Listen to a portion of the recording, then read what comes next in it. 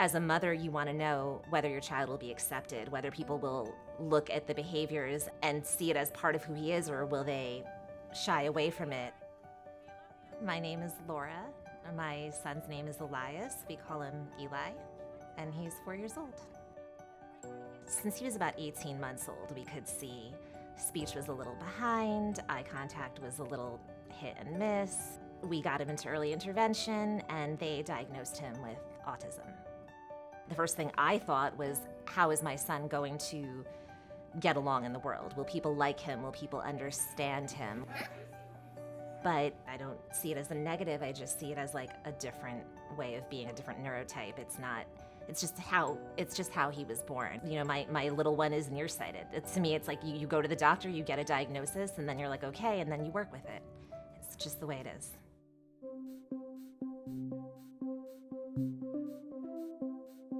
Miriam is our occupational therapist, and so she told us about sensory bounce.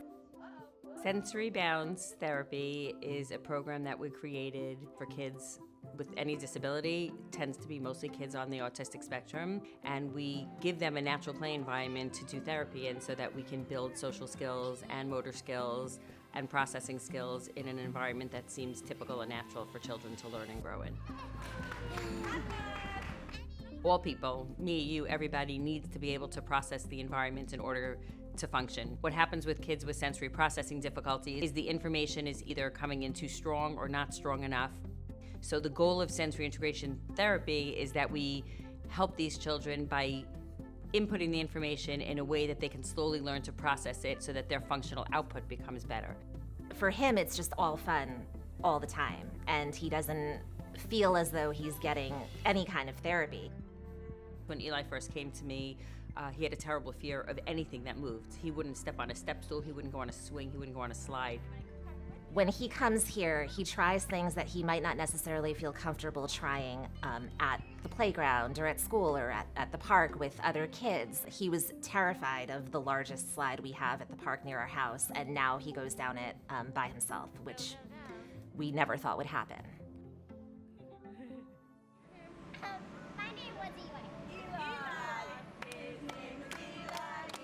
The social piece for this program is the #1 impetus for having started the program. We are constantly encouraging and helping the kids initiate appropriate social interaction.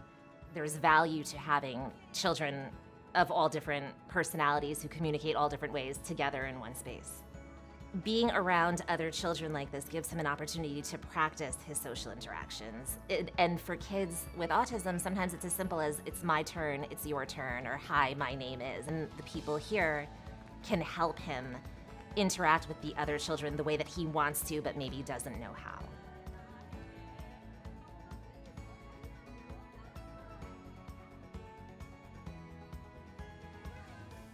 I noticed while I was running my private practice, a parent would come in, their child would leave, and I'd bring in the next child, and I'd come out 45 minutes later, and those parents were still busy talking. And I noticed the real need for parents to have other parents to speak to. It's a huge relief, because out in the world, you will have people that will tell you, you just need to discipline more. But you don't have to explain that to any of these people. And honestly, I've asked questions about melatonin. I've asked questions about education. I mean, you can basically say anything and somebody will either know or point you in the right direction. As long as we can help each child reach their maximum potential, whatever that is, then that's our goal. And we want them to have the confidence to be happy with who they are. We want their parents to be proud of all their developments and be happy with whatever accomplishments they see in their children, and we want to be able to support the parents through that. He comes back with this like renewed sense of presence.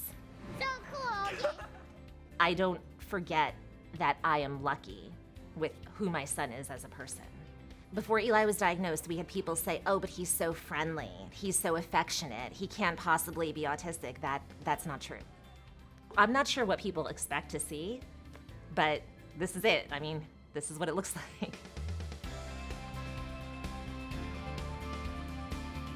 My name is Laura, and I am a scary mommy.